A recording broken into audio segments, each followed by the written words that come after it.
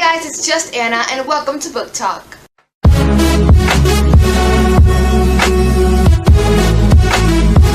Today we are talking about Invisible by Cecily Paterson. I don't know if I pronounced her name right, but I think that's how you say it. So this is like an ebook. It's on Kindle only. There's no physical copy. And first I'm gonna go the non-spoilery part, then when I get to spoilers, I'll warn you before time. So Invisible is a coming-of-age story about this girl who lives in Australia, and her father passed away when she was little, and ever since her father passed away, her and her mom have been struggling. And this girl, her name is Jasmine, and she has no friends, she has low self-esteem, and she just likes to be invisible. I thought this was a really touching story. I felt like the story was woven together beautifully. I feel like more people need to read this. I loved watching her grow throughout the book. I thought it was such a well done book, and it should have a physical copy. It should be selling over all the United States, because I think a lot of people can relate to the main character Jasmine, because at first, the first page of the book, it's her explaining what she feels like and what she does and doesn't like, and she likes being invisible. And I thought that was I felt so connected with her because there are times where I like to feel invisible too. She doesn't like having feelings and doesn't want anyone to get close to her, or she doesn't want to tell people her problems because she's afraid that people will leave her if she starts telling people her problems and letting herself go.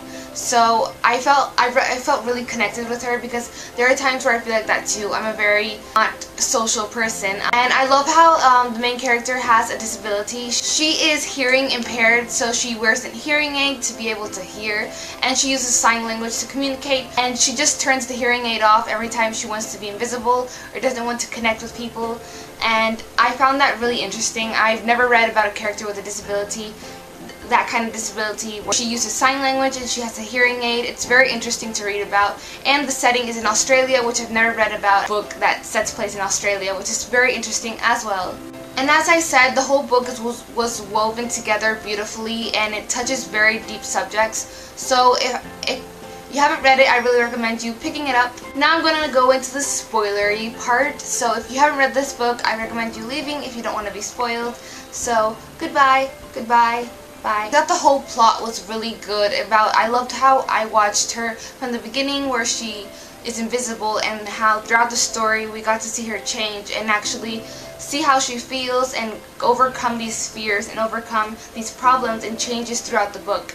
And it's really beautiful how everything connects and is woven together. And I love how she got a second chance by her drama teacher.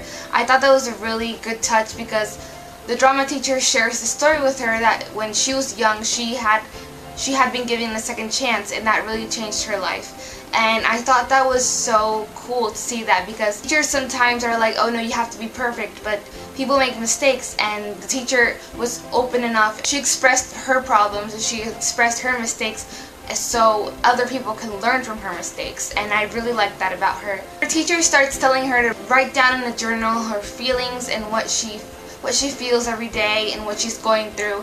And when she starts, you could really see how the journal entries change. Like at the beginning, she was very dark and like, why am I writing this, and I don't like this. And as we got to the end of the book, the journal entries were so positive and so happy, and it was really good to see that. It was amazing seeing that all put together.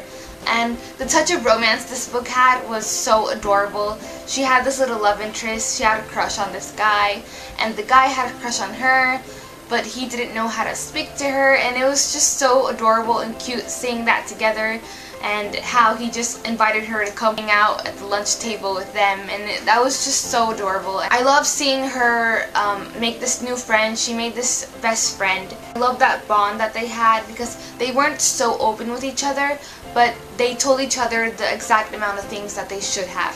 I was so proud of her throughout this whole book. I was like, yes, you're changing, you're doing amazing, just keep going. But of course, everything isn't perfect. She still has this problem that her dad passed away when she was small, and her mom and her didn't get over it ever. And they kind of like disconnected when that happened. They don't speak to each other very much, and their relationship just broke off. And now that this is happening and she's changing, their connection is starting to come back together, and I think it's really beautiful to read.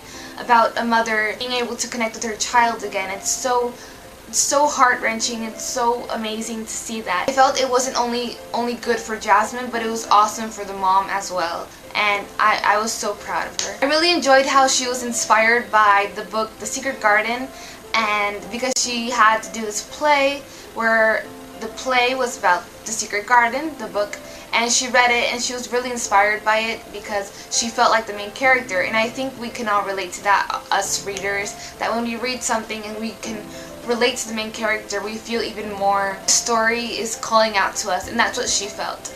And I really like that because we can see her really evolve from that play and that scene, which is really cute. When Jasmine found out that her dad committed suicide was so heartbreaking. I was expecting it because everything was just so like mysterious, but when that moment came and that girl just blurted out that her dad committed suicide because of her, I was like, slap her, oh my god, what's wrong with her? She was being bullied by this girl, and this girl just told her that her dad committed suicide because of her. And if you're being told that, how would you feel? That's horrible. It's unbelievable that a kid would do that to another kid. It's amazing how this generation is so focused on other people's failures and their success. So that was really hard to read, and of course she's gonna feel horrible. She believes this story because she didn't know her dad had this bipolar disorder, so immediately she thought it was because of her, of course. The only thing that bothered me a little bit was that these characters seemed a lot younger than they actually were. They're supposed to be in high school, but I just didn't feel like they were in high school. I always imagined them smaller. That was the only thing that, but it didn't affect my reading at all, so I still really like this book. I gave this a 4 out of 5 stars, and I really enjoyed it. So that's all for this review. I'll see you next time. Bye! She was being bullied by this girl.